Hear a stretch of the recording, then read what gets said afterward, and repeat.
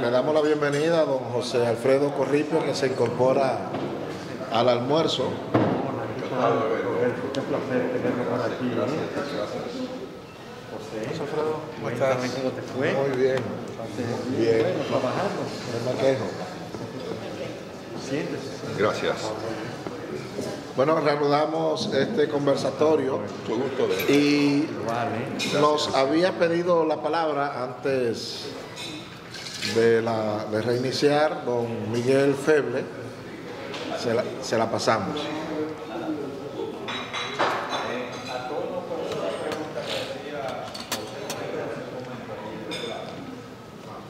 Por el traspaso de documentos, archivos del Palacio Nacional, al ladito está el SIN, Servicio Nacional de Investigación, el DNI, ahí estuvo el SIN. Cerca. Son parte de esos documentos, los archivos del SIN y del DNI. No. El SIN dejó de existir en 1961 y lo que me han explicado dos directores del DNI es que ellos recuperaron documentos del SIN que están en el archivo del DNI. E incluso me han anunciado los dos la disposición de trasladarlos a la AGE, pero eso todavía no se materializa. Pero sí hay documentos del SIN en el DNI, en el archivo del DNI. Ahora, yo no tengo detalles sobre las características, no le puedo decir, no tengo detalles de nada que tenga que ver con el archivo del SIN y de otros organismos del Estado en materia de seguridad del Estado, no lo sé. En Estados Unidos hay una legislación que obliga a liberar archivos de documentos de seguridad nacional o top secret cada ciertos años. O sea, ya no es una opción de un departamento de que si libero esto o no. ¿No entiende don Roberto Casá que nosotros, la República Dominicana, debiéramos dotarnos de una legislación que quite confidencialidad? Sí, durante cada ciertos años, y que además obliga a las instituciones públicas a entregar o poner a disposición del archivo esos documentos? Mire, la Ley General de Archivos, como pueden complementar mis compañeros aquí presentes, que la conocen mejor que yo, establece que todo documento del Estado, de cualquier oficina estatal, después de pasado 35 años, está irrestrictamente abierto a la consulta de cualquier ciudadano, de cualquier persona. Entonces, si una persona quiere ver documentos de X oficina, como puede ser el DNI, lo que tiene que ir es al DNI y pedirlos. De acuerdo a la ley, deben facilitarlos, esos documentos. Yo por lo menos a veces he tenido consulta, bueno, yo quiero ver tal cosa, yo le digo, bueno, escribe o pide una cita al director del DNI. Ahora, no tengo la información. ¿Y usted como historiador ha solicitado documentos de ese tipo? No, yo personalmente no lo he solicitado. A mí se me dijo de manera informal que mi expediente en el DNI fue destruido. Parece que cada ciertos años se destruyen materiales. No es algo oficial, ¿eh? ¿Y por qué tenía un expediente un historiador? Bueno, yo no soy historiador, yo soy un ciudadano, un dominicano más. Entonces, bueno, yo fui militante de partido de izquierda y sigo siendo un socialista. Entonces, bueno, eso se considera ya problemático para fines de seguridad del Estado, o se ha considerado durante mucho tiempo. Hoy día estamos en una democracia consolidada. Yo creo que las cosas son distintas, pero claro, en el pasado yo sé, porque además me lo dijeron, que había un expediente mío, y después me dijeron, cuando yo planteé, yo quisiera verlo, me dijeron, no, fue destruido. Profesor, no deberíamos matizar eso, decir que ideológicamente socialista y empíricamente capitalista. ¿Yo capitalista? No, dígame de qué medios de producción yo soy dueño. Yo no soy ningún capitalista y no tengo nada que discutir porque estamos en un sistema capitalista. O sea, yo no puedo cuestionar eso en términos de nadie, pero yo no soy un capitalista, no señor. Yo soy un intelectual y hoy día un funcionario. Pero como funcionario yo no estoy en negocios, que es lo propio de un empresario. ¿Y los estilos de vida? Bueno, yo creo que tengo un estilo de vida de clase media, a escala normal dominicana. Yo pienso, a menos de que usted me cuestione eso, esa es mi convicción. Pero además el estilo de Yo vida, tengo, bueno, el estilo de vida no es que te convierte en capitalista, sino tu relación con los medios de producción.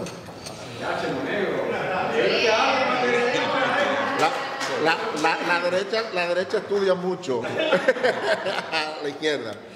Profesor, estamos 25 de enero, mañana celebramos un natalicio más de Juan Pablo Duarte. Alguna vez escuché yo a un sacerdote, el padre Mella, decir que Duarte es una de las figuras de las que más se ha hablado, pero de las más desconocidas. Lo dijo hace muchos años, de su interioridad, de su pensamiento, digo, sus sentimientos, ese tipo de cosas. La figura de Juan Pablo Duarte, y hablábamos ahorita de su tiempo de Venezuela, ¿cuáles son las épocas menos conocidas de Duarte? Y me gustaría que usted me diera un briefing desde su óptica como historiador de esa figura de Juan Pablo Duarte. Bueno, Duarte yo creo que es conocido, no al nivel que debería serlo como padre de la patria, pero creo que dejó una documentación que está plasmada en el archivo de Rosa Duarte.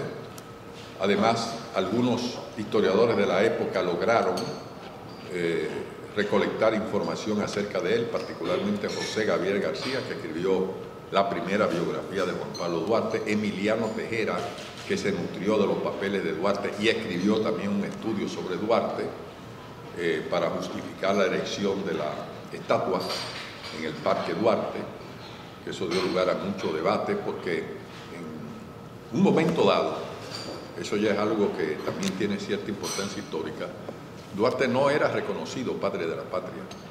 Primero fue Santana, ¿verdad? Después que Santana aplasta a los trinitarios en julio de 1844. Entonces Santana es declarado el libertador. Pero los opuestos a Santana, desde cierto momento, no tomaron la bandera de Duarte, sino de Sánchez. ¿Por qué? Porque Duarte se fue al exterior, Sánchez se quedó en el país, volvió tan pronto pudo, y Sánchez fue el hombre primero de la Puerta del Conde, el 27 de febrero, el que dirigió la fundación de la República fue Sánchez, y luego el que dirigió la primera lucha contra la anexión a España. Cuando leemos a Manuel Rodríguez Ojío, por ejemplo, en Relaciones, que escribe una de las primeras historias dominicanas, a su manera, una especie de diario histórico, dice que el padre de la patria es Francisco de Rosario Sánchez, o sea que hay una historia que lleva a que los historiadores luego, encabezados por José Gabriel García y Emiliano Tejera, rastrearan y pusieran las cosas en su lugar, a mi juicio, de cómo fue qué fue lo que sucedió para el 27 de febrero y que es la obra básicamente de Duarte. Entonces ya desde cierto momento ya Duarte es reconocido oficialmente como padre de la patria en los años 80 del siglo XIX. Ya era tarde porque ya había muerto para recopilar más información, pero como le digo, varios historiadores recopilaron datos, de manera que yo pienso que es una figura conocida, suficientemente conocida, a pesar de que sí, es verdad, quedan muchas lagunas. Se internó en la selva durante unos años, gran parte de ese tiempo en Venezuela no dejó rastros documentales y la misma hermana no refleja lo que pasó en esos años, pero bueno, Duarte se sabe bien cómo dirigió la Trinitaria, cómo fundó la Trinitaria, cómo regresó al país con motivo de la anexión a España. Es decir, es una figura conocida y yo creo que con toda razón es considerado el padre de la patria, o el primero de los tres padres de la patria, según la interpretación que se dé. Don, bienvenido. Profesor, me gustaría que antes de que terminemos, usted nos hable de su carpeta cultural, o sea, los planes, los proyectos que tiene para los próximos años. Y si veremos un nuevo libro suyo. Perdón, que Si veremos un nuevo libro de Roberto Casal. los libros. No. Suyo, escrito por usted, que usted es nuevo.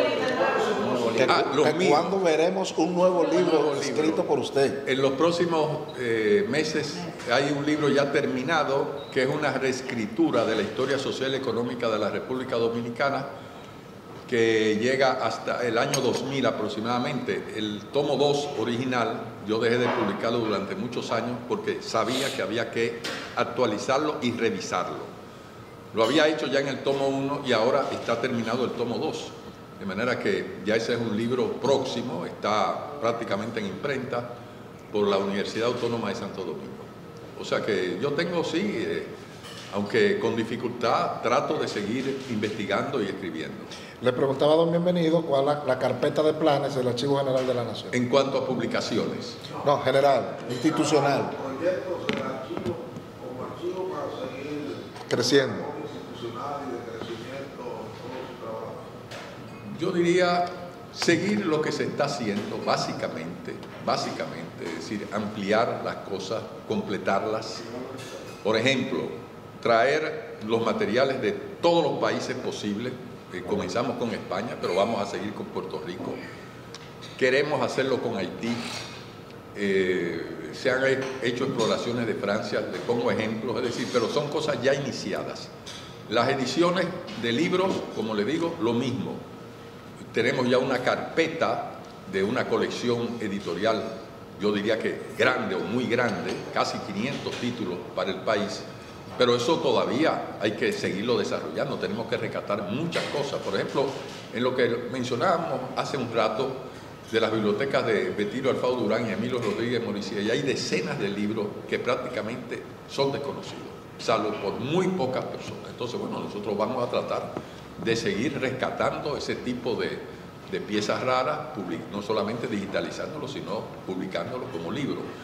Les reitero, don Bienvenido, que el énfasis principal en términos de innovación es el paso a la prioridad del documento electrónico, el documento que no se hace si no es para medio digital, medio informático, que es mucho. En la prensa misma ustedes lo hacen. A menudo las ediciones, yo tengo entendido, ¿verdad? No soy un conocedor, pero yo tengo entendido que ya en las ediciones digitales de los periódicos que ustedes dirigen, muchas noticias no salen en la edición impresa. Exactamente. Entonces ya eso queremos rescatarlo, porque de otra manera hay el riesgo de que se pierdan no solamente los documentos convencionales, sino un montón de cosas. A mí me consta ya que en varias oficinas del Estado numerosos informes técnicos no se imprimen. Entonces, bueno, hay que conservar eso.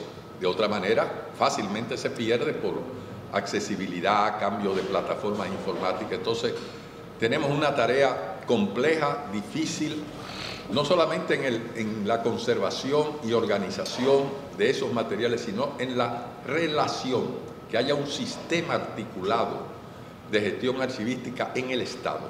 Algo más difícil todavía, no aspiramos en lo inmediato a eso, sabemos que es imposible, pero por lo menos queremos dar los primeros pasos de coordinar esfuerzos con oficinas que ya están manejando hoy día documentos electrónicos en el país. Hay varias manos levantadas, pero voy a aprovechar esa respuesta, don Bienvenido, para una pregunta de un tema que hemos debatido mucho los directores de periódicos, y es justamente que hay una tendencia de querer obligar a los periódicos a borrar de sus ediciones digitales historias reales publicadas. Usted como historiador, ¿qué le parecen esas pretensiones que a veces nos han llevado hasta tribunales? No, desconozco esto, pero bueno, yo creo que puede ser un problema legal, no puedo opinar en general, no soy abogado, pero yo diría que es lamentable que se borren documentos ya publicados. O sea, yo creo que es lamentable. Y los llamo a ustedes a que nos ayuden a conservar íntegras las ediciones digitales de los periódicos.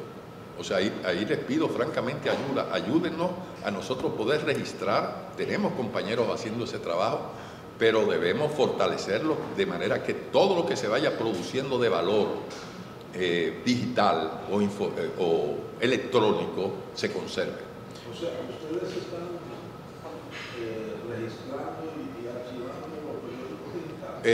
no le puedo decir si todos, pero hay un compañero desde hace muchos años que todo lo que va saliendo en internet lo va copiando. Pero desde luego eso es un trabajo preliminar. Nosotros queremos hacer una plataforma sistemática de registrar el mayor número de documentos de todo tipo. Porque anda por ahí una especie, yo no sé si la propia aplicación, porque yo creo que la recibo, por donde están todos los periódicos del país. Y yo nada más tengo que poner el dedito y ahí se lo da completo en PDF. O sea, ya no uno a uno, sino que ya están todos juntos. Y eso ayudaría mucho a Claro. Bueno, yo voy a plantear a los compañeros que ya existe esa plataforma. Si me dan una dirección de WhatsApp, yo se lo puedo dar. Muy bien. Para que de ahí en adelante ustedes hagan la aplicación de Sí. Sí, no. Exacto. me llega hasta personalizado. No, muy bien. Mario. Escuchar que usted va a revisar su libro y lo va a publicar y llega hasta el 2000 es importante porque a nosotros, cuando fuimos al colegio, solo vemos la historia hasta Trujillo sin incluir Trujillo. Entonces, nosotros vemos que como jóvenes de ahora reivindican la figura de Trujillo, la de Balaguer, y dicen, ay, si Trujillo estuviera aquí. ¿A usted no le preocupa ver cómo la juventud reclama una figura con las características de Trujillo? No, indudablemente es muy preocupante de que haya personas que no tienen idea de lo que fue ese fenómeno oprobioso de nuestra historia, de pérdida completa de libertades. Desde luego, es algo contradictorio, complejo, porque bajo Trujillo también el país experimentó un avance de las fuerzas productivas. Trujillo era un promotor del capitalismo, entonces hizo un papel propio del desarrollo histórico. Es decir, es una figura en ese sentido que hay que verla con complejidad. No era solamente el tirano asesino, sino un hombre con una visión nacional conforme a sus intereses de dictador. Entonces hay que analizar el fenómeno no desde un ángulo de la diatriba y tampoco de la alabanza, sino de un análisis histórico adecuado. Ahora, es un problema, como usted señala bien, que personas con poca información histórica consideren que bajo Trujillo se vivía mejor. Eso es un error tremendo. Bajo Trujillo había una pobreza extrema en el país, para no hablar del estado de opresión generalizada. Es decir, no es la fase idílica que algunos quieren promover. Usted como, escúchame, para estar en el mismo tema, al historiador Roberto Casar, historia crítica,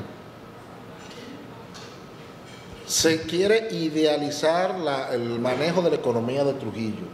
Los indicadores económicos de la era de Trujillo, ¿qué indican? Que era verdaderamente, había bonanza económica. Cuando digo indicadores, hablo de nutrición, ingreso per cápita, analfabetismo. Esos indicadores, ¿qué señalan de la era de Trujillo? Trujillo heredó un país muy pobre. A pesar del proceso de modernización, en 1930 seguíamos siendo un país extremadamente pobre. El primer registro de ingreso per cápita de un cálculo que hizo un economista estadounidense que participó en el Banco de Reserva para la fundación del Banco Central, Walter Kreuze, indica que el país tenía un per cápita de alrededor de $300. Estamos, de nuevo les digo, en $9.000. Al final de Trujillo era de cerca de $1.000. Es decir, era un país muy pobre. Trujillo, claro, moderniza muchos aspectos de la vida del país, moderniza el Estado, hace un gran plan de obras públicas, de canales de riego, de carreteras. En fin, es propio del desarrollo de las fuerzas productivas y del capitalismo lo que hace Trujillo, pero al mismo tiempo bajo un esquema de extorsión de la población. Esto se hizo a base de bajos salarios, de explotación del campo por parte de las empresas industriales modernas, que eran casi todas propiedad de Trujillo o del Estado, que era casi lo mismo. Es decir, es un régimen sui generis que se basó en una explotación terrible de la población.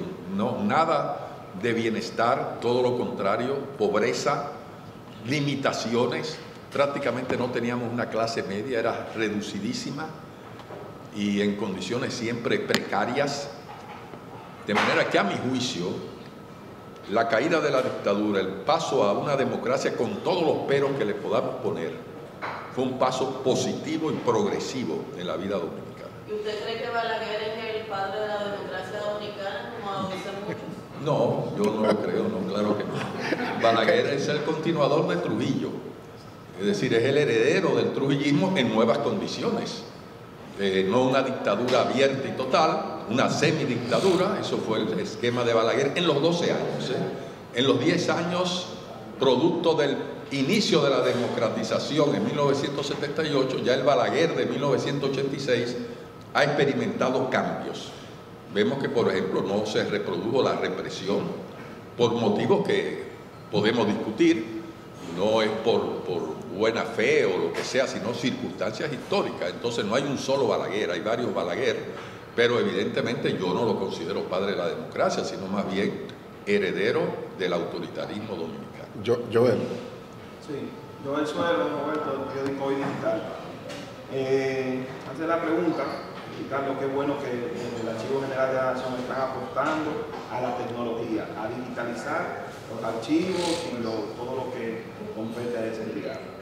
A pocas horas de conmemorarse, de celebrarse más bien, un natalicio de Juan Pablo Duarte, sí, República Dominicana en los tiempos modernos se encuentra en una de sus etapas más críticas frente a Haití. Entonces a mí me gustaría saber, escuchar desde el punto de vista del historiador, su posición respecto a las medidas que se han adoptado tanto de la República Dominicana como de otras naciones frente a Haití y qué nos faltaría por hacer como país, como aldea global, etcétera, para tender una mano amiga o de solución posible a Haití. Bien, yo creo que el llamado que hace el presidente Abinader de que la comunidad internacional vaya en auxilio de Haití es totalmente correcto y adecuado. El problema de Haití no lo puede resolver Haití solo. Entonces requiere un apoyo internacional masivo. Y yo pienso que el Estado Dominicano, a través del presidente Abinader, está haciendo un planteamiento totalmente correcto. En cuanto al país, a nosotros, yo diría que debemos poner lo que esté a nuestro alcance, siendo un país pobre, con muchas limitaciones, pero si podemos hacer algo en beneficio de Haití, debemos hacerlo. Debemos ser solidarios con Haití, amigos de Haití, hay que tratar de establecer esa relación de cooperación en la medida de lo posible. Eso tiene dificultades. Aquí, por ser nosotros también un país pobre, mucho menos pobre que Haití, pero somos un país pobre, y eso que hemos mejorado muchísimo respecto a tiempos anteriores en términos materiales, económicos, pero en Haití hay dificultades institucionales que sabemos muy bien, que impiden una colaboración creativa, es decir, un país en un estado anárquico, caótico, con bandas armadas, es muy difícil hacer cosas mientras una situación de ese género exista. Y otra faceta, otra arista de la relación con Haití es el problema migratorio, que debemos entender producto de la pobreza extrema de Haití. Nuestro per cápita creo que es 7 veces el de Haití. No estoy muy seguro de la cifra, pero es cerca de 7 veces. De manera que si nosotros somos pobres, Haití es pobrísimo, es de los países más pobres del mundo. Entonces, bueno, es natural que mucha gente en estado de penurias extremas quiera cruzar la frontera. Pero República Dominicana tiene que tener una política migratoria de regularización, de control migratorio. Entonces ahí tenemos un problema porque yo creo que esa migración ilegal debe ser detenida, debe ser revertida y debe imperar la ley, la normativa legal vigente en materia migratoria. Yo creo que es un problema además de destino nacional, porque bueno, si la situación de Haití se mantiene, en los términos que se mantiene, eso no va a depender de nosotros. Entonces, bueno, aquí hay un problema grave en términos de subsistencia del colectivo nacional dominicano. Bueno, mi pregunta que la había pedido era sobre el tema haitiano. Solo le agrego a eso, ¿cómo valora la construcción